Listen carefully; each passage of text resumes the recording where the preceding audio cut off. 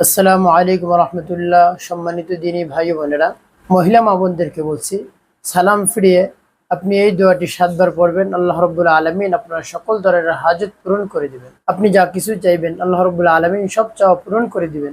প্রিয় ভাই বোনেরা, দোয়া সবসময় করা যাবে, তবে কিছু স্পেশাল সময় রয়েছে, যেমন আজানের পরে, নামাজের সালাম ফিরানোর পরে, তারপরে আসরের পর থেকে মাগরিবের পূর্ব মুহূর্ত পর্যন্ত দোয়া কবুলের সময়। আল্লাহ রাব্বুল আলামিন বলেন, উদউনি আস্তাজিব লাকুম।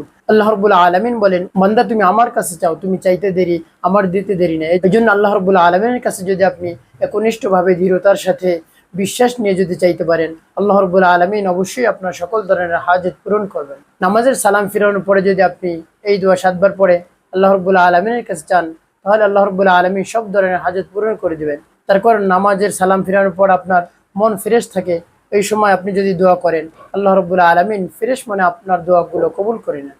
তাই মহিলা মা বোনদেরকে বলছি, আপনি নামাজের সালাম ফিরানোর পর নবীজি সাল্লাল্লাহু আলাইহি সাল্লামের শিখানো তাসবিহ তাহলিল পাঠ করে এই দোয়াটি 7 বার পড়বেন, তাহলে সকল ধরনের হাজত পূরণ হবে। তো সালাম ফিরানোর পর আপনি একবার আল্লাহু আকবার পাঠ করবেন, তারপর 3 বার ইস্তেগফার, আস্তাগফিরুল্লাহ আস্তাগফিরুল্লাহ আস্তাগফিরুল্লাহ, তারপরে একবার আয়াতুল কুরসি পাঠ করবেন।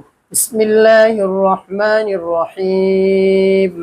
আল্লাহু লা ইলাহা ইল্লা হুয়াল হাইয়ুল কাইয়্যুম লা তাখুযুহু সিনাতুন ওয়ালা নাওম লাহু মা ফিস সামাওয়াতি ওয়া মা ফিল আরদ من ذا الذي يشفع عنده إلا بإذنه يعلم ما بين أيديهم وما خلفهم ولا يحيطون بشيء من علمه إلا بما شاء وسع كرسيه السماوات والأرض ولا يؤوده حفظهما وهو العلي العظيم।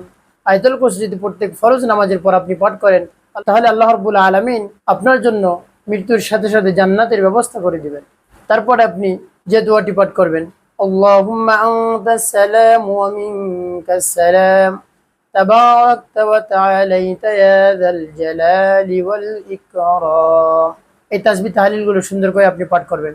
তারপরে যে দোয়াটি আপনি 7 বার দৃঢ়তার সাথে মন স্থির করে আপনি পাঠ করবেন, সে দোয়াটি হলো, ইয়া কাদিয়াল হাজাত, ইয়া কাদিয়াল হাজাত। এই দোয়াটি যদি আপনি 7 বার পাঠ করে আল্লাহ রাব্বুল আলামিনের কাছে দৃঢ়তার সাথে ভক্তি রেখে বিশ্বাসের সাথে আল্লাহ রাব্বুল আলামিনের কাছে চাইতে পারেন, আল্লাহ রাব্বুল আলামিন আপনার সকল ধরনের চাওয়া পাওয়া পূরণ করে দেবেন ইনশাআল্লাহ।